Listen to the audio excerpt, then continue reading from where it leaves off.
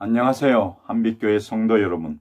어제는 지난주에 이어 제법 많은 양의 봄비가 내렸는데요. 건강하게 잘 지내고 있습니까? 오늘은 마가복음 16장 1절부터 8절까지의 말씀을 읽고 그가 살아나셨다라는 제목으로 묵상하며 큰 은혜 누리기를 원합니다. 제 성경으로 신약성경 84쪽입니다.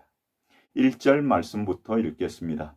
안식일이 지나매 막달라 마리아와 야고보의 어머니 마리아와 또 살로메가 가서 예수께 바르기 위하여 향품을 사다 두었다가 안식구 첫날 매우 일찍이 해도 될 때에 그 무덤으로 가며 서로 말하되 누가 우리를 위하여 무덤 문에서 돌을 굴려주리요 하더니 눈을 들어본 적 벌써 돌이 굴려져 있는데 그 돌이 심히 크더라. 무덤에 들어가서 흰옷을 입은 한 청년이 우편에 앉은 것을 보고 놀라매 청년이 이르되 놀라지 말라. 너희가 십자가에 못 박히신 나사렛 예수를 찾는구나. 그가 살아나셨고 여기 계시지 아니하니라. 보라, 그를 두었던 곳이니라.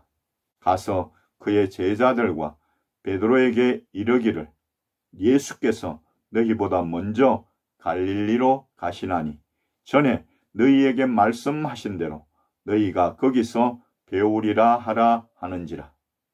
여자들이 몹시 놀라 떨며 나와 무덤에서 도망하고 무서워하여 아무에게 아무 말도 하지 못하더라. 아멘. 오늘 읽은 말씀 중 6절에 무덤 속에서 흰옷을 입은 한 청년이 여인들에게 그가 살아나셨고라고 전하는 말씀을 봅니다. 여기에서 그가 누구입니까? 바로 예수 그리스도입니다. 온 인류의 죄 때문에 십자가에 달려 죽으셨던 그분이 부활하셨습니다. 사랑하는 성도 여러분, 예수 그리스도의 부활을 믿으십니까? 지금까지 별 생각 없이 이 자리에 왔더라도 이제부터라도 믿으십시오. 십자가에 달려 죽으셨던 예수 그리스도, 그가 살아나셨습니다. 이것이 부활입니다. 여러분, 부활하신 예수 그리스도를 지금 만나십시오. 그래야 여러분도 살고 이웃도 살릴 수 있습니다. 좀 더 깊이 묵상하며 은혜 누리기를 원하는 첫 번째는 부활신앙은 불완전한 믿음을 온전케 한다는 것입니다.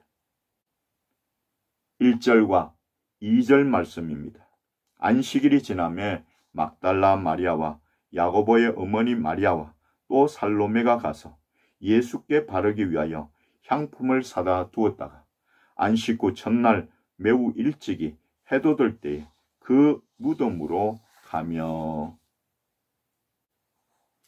막달라 마리아, 야고보의 어머니 마리아, 살로메 이 세 여인들은 대단히 헌신적이며 열정적인 신앙을 소유한 이들입니다.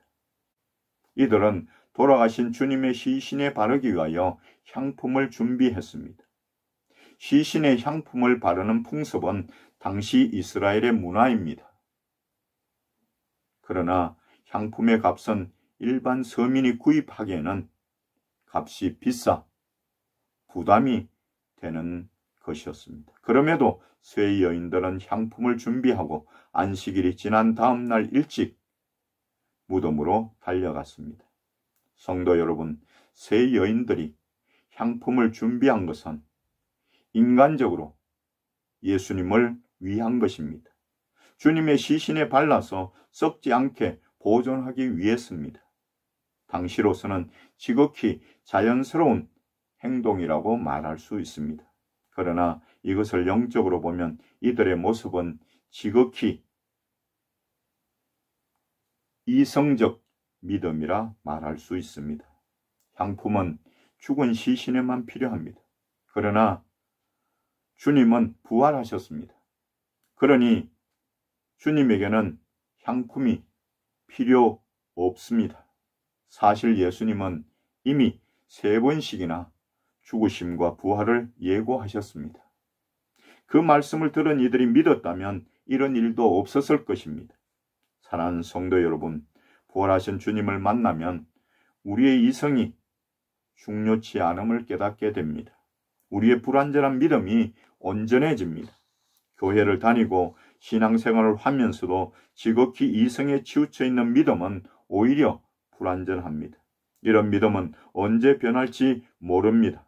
어느 순간 나의 이성에 맞지 않거나 이해가 되지 않으면 언제든지 멀어질 수 있습니다. 여러분이 주일에 교회에 와서 예배드리고 말씀 듣고 헌신과 봉사를 하는 모든 것들을 순수한 믿음이 아니라 이성적으로 판단하고 계산하고 골라서 받고 버린다면 믿음은 절대 자라지 못합니다. 머리만 커지고 가슴은 오히려 냉랭해집니다. 또한 그렇게 신앙생활을 오래 하다 보면 외식주의가 되기 쉽습니다. 속은 안 믿고 있는데 겉은 신앙의 경력이 있으니 믿는 것처럼 행동하고 말해야 합니다. 그동안 교회 다니면서 보고 들은 게 많아 머리로 아는 것은 넘치니 남을 쉽게 판단합니다. 성도도 판단하고 교회도 판단합니다. 목사의 설교와 행정도 판단합니다. 심지어는 성경도 하나님도 엉거니 판단합니다. 자기 기준에 맞지 않으면 다 비판하고 판단하고 무 자르듯이 잘라버립니다. 사랑도 없고 은혜도 없고 이해도 없게 됩니다. 계속해서 자신만의 바벨탑을 하나님에게까지 쌓아갑니다. 그런데 믿음은 하나님의 선물이요 하나님이 주시는 은혜입니다. 예수님이 제자들에게 너희들은 나를 누구라고 하느냐? 라고 물으셨을 때 시몬 베드로가 이렇게 대답했습니다. 주는 그리스도시요 살아계신 하나님의 아들이시니이다 하고 마태복음 16장 16절은 기록하고 있습니다. 베드로의 이 대답을 들으신 주님은 매우 기뻐하시면서 말씀하셨습니다. 마태복음 16장 17절에 바요나 시몬아 내가 복이 있도다. 이를 내게 알게 하니는 혈육이 아니요 하늘에 계신 내 아버지시니라 라고 말씀하십니다. 예수 그리스도를 주님으로 그리스도로 살아계신 하나님의 아들로 그리고 부활의 주로 믿는 믿음은 지식이 있어서 되는 것이 아닙니다. 교회 다닌 경험이 풍부하면 나오는 고백이 아닙니다. 예수님이 주님이시요 그리스도시요 살아계신 하나님의 아들이라고 고민하지 않고 고백할 수 있는 것은 오직 하나님 아버지가 주신 믿음입니다. 너희는 그 은혜에 의하여 믿음으로 말미암아 구원을 받았으니 이것은 너희에게서 난 것이 아니요 하나님의 선물이라. 행위에서 난 것이 아니니 이는 누구든지 자랑하지 못하게 함이라고 에베소서 2장 8절과 9절에서 말씀하십니다. 사랑하는 한빛교회 성도 여러분, 지나치게 이성에 치우쳐 있는 믿음은 오히려 불완전합니다. 이런 분들은 부활하신 주님을 만나야 합니다. 부활의 주님을 제대로 만나는 순간 회개가 터져 나오면서 비로소 불완전한 믿음이 온전해집니다. 그리고 겸손과 온유로 주님을 따르게 됩니다. 오늘 부활주의를 맞아 자신의 믿음을 다시 한번 점검해 보시기 바랍니다. 지금 내 믿음은 어떤가? 부활하신 주님 앞에서 자신을 살펴보아 성경이 말씀하고 주님이 말씀하시는 바른 부활신앙의 소유자가 다 되시기 바랍니다. 두 번째로 부활신앙은 사단의 권세도 물리칩니다.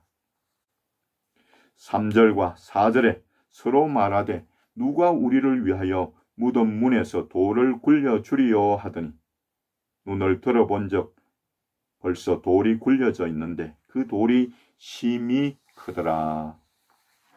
여인들은 이른 새벽에 무덤으로 달려갔습니다. 그런데 가면서 염려했습니다. 누가 우리를 위하여 그 큰 돌을 무덤 문에서 굴려내 주겠는가? 그런데 와서 보니 돌이 벌써 굴려져 있습니다. 그 돌은 힘이 큰 돌이어서 이 세 여인의 힘으로는 어찌할 수 없는 것이었습니다. 염려는 사단이 우리에게 주는 마음입니다.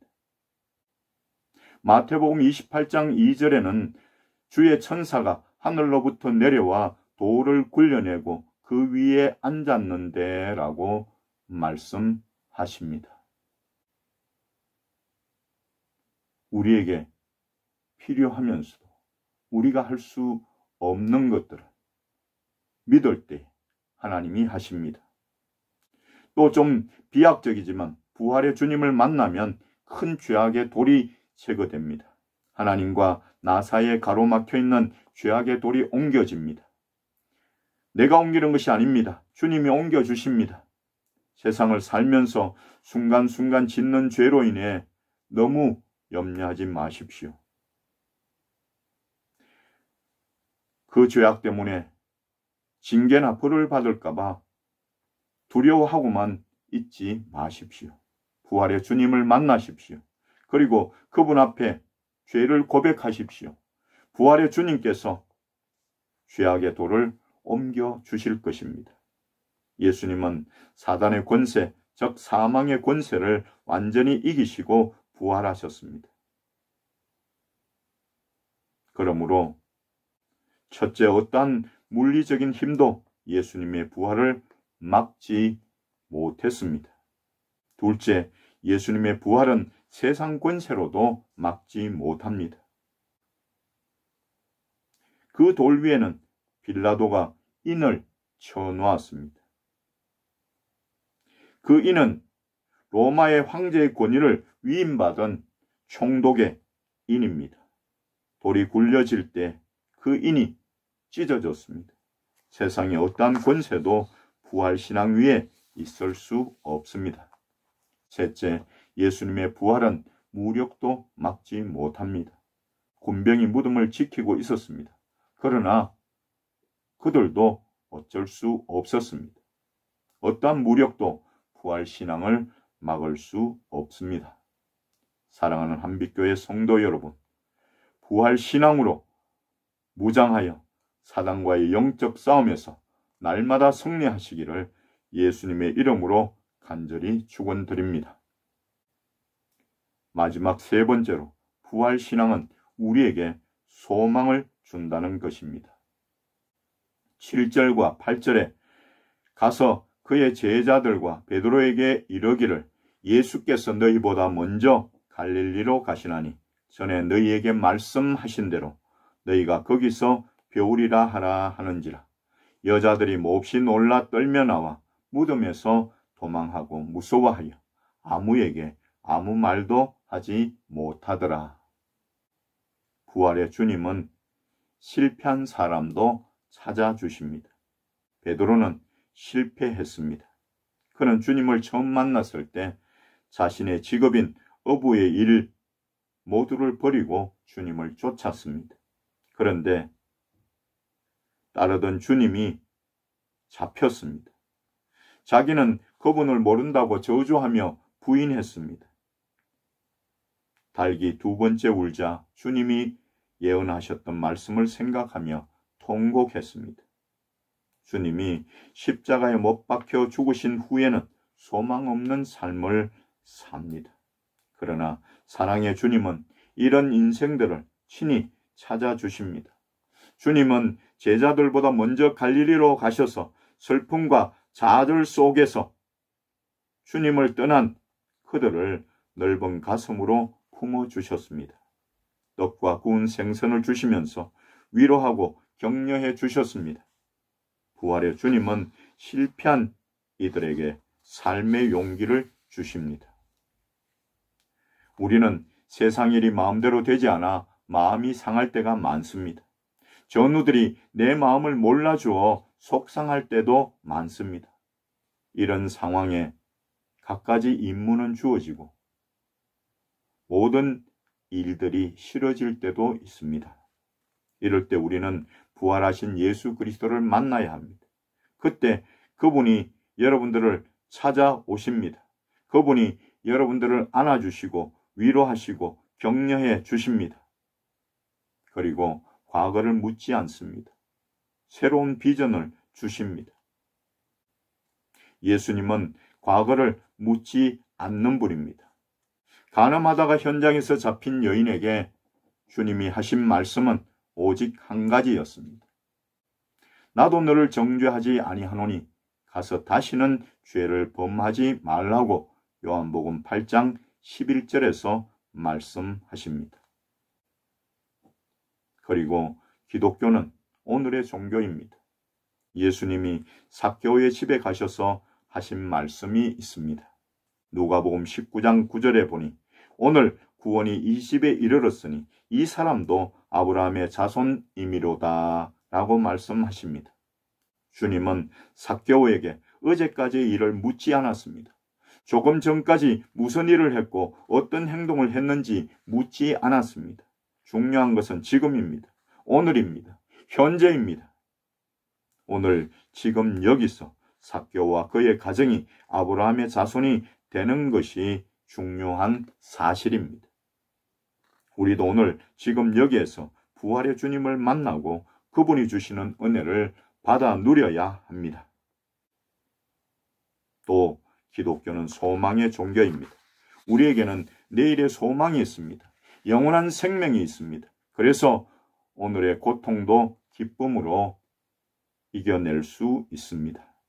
로마서 12장 12절에 소망 중에 즐거워하며 환난 중에 참으며 기도에 항상 힘쓰며 라고 말씀하십니다. 사랑하는 한빛교회 성도 여러분, 지금까지 여러분은 예수 그리스도의 부활에 관한 말씀을 들으셨습니다. 약 2000여 년 전 우리 죄를 대속하시려 십자가에 달려 물과 피를 다 흘리시고 죽으셨던 예수 그리스도, 그분이 죽은 지 3일 만에 다시 살아나셨습니다.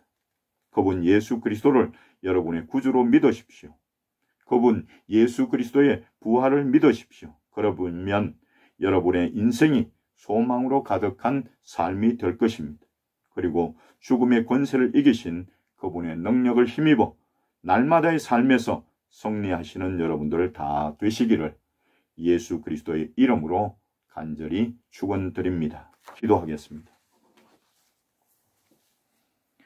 부활의 첫 열매가 되시고 우리에게 부활의 소망을 안겨주신 주님, 오늘도 주의 성도들이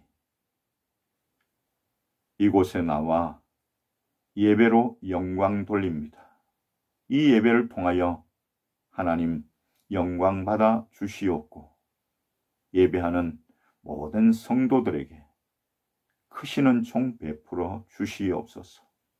저들의 가정과 가족들에게도 동일한 믿음과 은혜를 다하여 주시옵소서.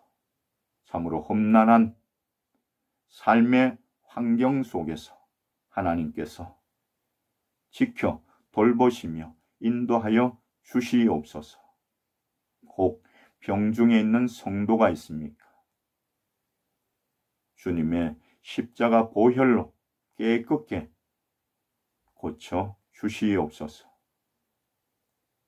부활 신앙으로 주님을 의지하며 날마다의 삶에서 승리하여 하나님 아버지께 영광을 돌리는 귀한 성도들 다 되게 지혜와 능력을 더하여 주시옵소서. 이 시간도 귀한 예물을 정성껏 올려드립니다. 우리에게 부활 신앙을 선물로 주시고 부활의 소망을 가지고 살게 하신 것을 감사드리며 감사의 예물을 드리는 귀한 손길들 기억하시고 부활 신앙으로 이 땅의 삶에서 승리하며 주님께 영광 돌리는 귀한 이들 되게 도와주시옵소서. 하나님 앞에 나올 때마다 예물 준비하여 드리는 귀한 손길들 기억하시고 그 삶에 동행하시며 풍성한 은혜를 내려 주시옵소서.